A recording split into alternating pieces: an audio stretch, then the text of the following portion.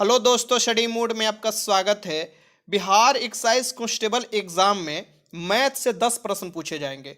अधिकतर जो प्रश्न होगा ये फार्मूला बेस होगा। मैं अभी आपका मैथ का सिलेबस भी दिखाने वाला हूँ। ये छोटा सा वीडियो है लेकिन ये आपके लिए लाभदायक होगा। अगर अभी से जो मैं बताऊंगा फॉलो करने आप स्टार्ट करते हैं तो कहीं ना कहीं बिहार पुलिस कांस्टेबल और बिहार एक्साइज कांस्टेबल के 10 प्रश्न आप मैथ का सही कर आ सकते हैं। तो चलिए शुरुआत करते हैं। आप सभी को पता होगा कि 100 क्वेश्चन में 10 क्वेश्चन मैथ का है सिलेबस के अकॉर्डिंग। और जो आपका सिलेबस है यहाँ से आप देख सकते हैं जिसमें आपको क्या मुख्य ध्यान देना है जो मैं आपको बताना वाला हूँ। ऐसे मैं इसका पीडीएफ में नीचे टेलीग्राम पर डाल दूंगा। यहाँ पर देखिए इकाई 1 10 इकाई में मैथ को डिवाइड किया गया है। 10 क्वेश्चन पूछे जाते हैं। इकाई 1 में संख्या पद्धति है। संख्या पद्धति में प्रमेय संख्या, अप्रमेय संख्या, प्रमेय संख्या का क्या गुण है, अप्रमेय संख्या का क्या गुण है, ये सब दशमलव निरूपण जो आपको रेकरिंग वाला प्रश्न आ जाता है वहां से। तो यहाँ से आप देखिएगा क्वेश्चन पूछे जाते हैं, अक्सर क्वेश्चन पूछे जाते हैं, आसान क्वेश्चन होता है। तो यहाँ से आप प्रैक्टिस कर लीजिएगा कि प्रमेय संख्या किसे कहते हैं, अप्रमेय संख्या किसे कहते हैं, ऊपर रेकरिंग है तो उसे खत्म कर कौन सा संख्या बन सकता है। तो ऐसे यहाँ से प्रश्न बनता है। ठीक, तो इकाई 1 में आपको देखिएगा नंबर सिस्टम से, आपको नंबर सिस्टम बेसिक आपका क्लियर है तो कोई दिक्कत नहीं होने वाला है।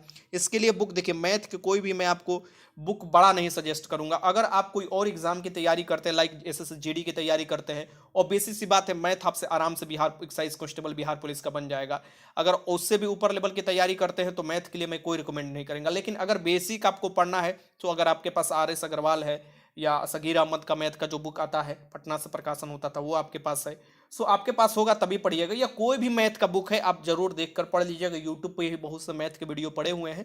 तो ये चैप्टर का मैं नाम आपको बता देता हूँ, ये भी सर्च कर आप लोग पढ़ सकते हैं। ठीक, करनी देखिए, यहाँ पर करनी के नियम, करनी की तुलना, करनी की योग होता है ना, वर्ग, वर्गमूल, घन करनी, ये सब आपको पढ़ लेना होगा। इसका बहुत आपको आधे एक घंटे में ये पढ़ सकते हैं। यहाँ से आपको देख लेना होगा। घातांक और लघुगणक, घातांक और लघु घातांक के रूप में आपको दे सकता है जो कि वास्तविक संख्या के प्रमेय, घात, लघुगणक की परिभाषा और आधार के 10 के सापेक्ष में जो लघुगणक ज्ञात किया जाता है, यहाँ से आपको देख लेना होगा। बस बेसिक अपना क्लियर करते चल रहा होगा। ठीक, अब चौथा देख लीजिए। चौथा में एलसीएम एसीएफ, यहाँ से तो एक क्वेश्चन पक्का आता है। तो एलसीएम एसीएफ कैसे निकाला जाता है, एलसीएम एसीएफ पर बनने वाले प्रश्न, ऐसे फुल मॉक जब टेस्ट में कराऊंगा तो कहीं ना कहीं हर एक चैप्टर से मैं देखेंगे कि एक एक क्वेश्चन डालते रहूंगा कि आपका मॉक टेस्ट में ही ये सभी मैं रिवीजन करा पाऊँ और उस स्तर की आपकी तैयारी करा पाऊँ। फिर आपको पांचवा देखिएगा द्विघात समीकरण। यहाँ से द्विघात समीकरण में आपके क्वेश्चन बन सकता है जैसे कि द्विघात बहुमत के शून्य। ये कहाँ से मैं आपको बता रहा हूँ, ये सभी 10th में आपको दिया हुआ है। आपके अकॉर्डिंग जो है 9th 10th के अकॉर्डिंग ही मैथ पूछे जाते हैं। तो ये आपको सिलेबस में आपका है, ये आपका सिलेबस। ठीक, और ये जो सिलेबस इसमें द्विघात समीकरण के रूप में समीकरण को बदलना, द्विघात समीकरण पर आधारित प्रश्न आपको हल कर लेना होगा। ठीक, फिर छठे इकाई में देखिएगा अंक गणित से संबंधित प्रश्न दिए जाएंगे, जहां से 3 से 4 प्रश्न यहीं से आते हैं डायरेक्ट।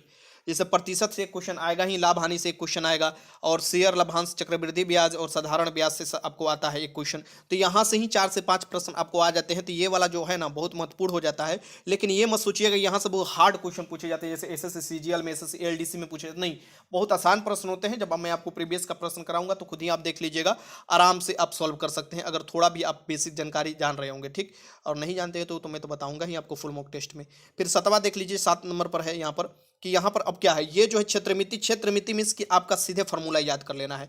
वृत्त, वृत्तखंड, वृत्त का खंड आप देखिएगा, और यहाँ पर क्षेत्रफल, आयतन कैसे ज्ञात किया जाता है, घन, घनाभ, बेलन, शंकु, गोला, ये सब का क्षेत्रफल आपको, ठीक, आयतन कैसे ज्ञात किया जाता है, ये सबसे प्रश्न आपको आते हैं। ठीक, तो यहाँ से फार्मूला अभी से आप चिपका लीजिएगा अपने सामने, जहाँ भी टेबल पर बैठकर अपना तैयारी करते होंगे या जहाँ भी, और फार्मूला, और आपको फार्मूला रिवाइज कर लेना होगा। ज़्यादातर प्रश्न आप देखिएगा ना तो फार्मूला से ही खत्म हो जाएंगे, बन जाएंगे। ठीक, फिर 8वां में देखिएगा संख्यांकित से संबंधित प्रश्न पूछे जाते हैं, जैसे कि माध्य निकालना दे देगा। ये थोड़े ना होगा जो 10th क्लास में आप संख्यांकी पढ़ते हैं 9th क्लास में वैसा पूछा जाता है, नहीं, इसमें आपको ऑब्जेक्टिव टाइप के क्वेश्चन दे सकता है। ठीक, तो ऐसे क्वेश्चन देखने के लिए आपको यहाँ पर मिल सकता है। फिर आपको क्या होगा 9th में 9 नंबर आपको इकाई में देख लीजिएगा कि कुछ कोण संबंधित प्रश्न दे देंगे, यानी कि यहाँ से आपको ज्यामिति से संबंधित भी प्रश्न पूछे जाते हैं। त्रिभुज देख लीजिएगा, चतुर्भुज देख लीजिएगा, समरूपता देख लीजिएगा, समरूप देख लीजिएगा, यहाँ से क्वेश्चन पूछे जाते हैं। कोई का गुण भी दे सकता है, जैसे त्रिभुज के बहिष्कोण कैसे निकाला जाता है, ये दे दिया है आपको। आसान्य कोण, कोणों को रैखिक युग्म, जैसे कि एकांतर कोण क्या होते हैं, असंगत कोण क्या होते हैं, ये सब क्वेश्चन आपके बन जाते हैं। ठीक, 10वां में देखिएगा त्रिभुज की समरूपता, ये भी आप ज्यामिति में ही पढ़ सकते हैं। समरूपता के आधार पर समरूप बहुभुज, समरूप त्रिभुज, उनके गुण, ठीक, समरूपता, ये सब आपको प्रश्न यहाँ से बन जाते हैं। अब यहाँ पर मैं आपको ये सिलेबस सबसे पहले दिखा दिया। अब इसके रणनीति आपके पास क्या होना चाहिए। डेली का आपका 30 मिनट, कम से कम 30 मिनट आपको मैथ पर देना होगा।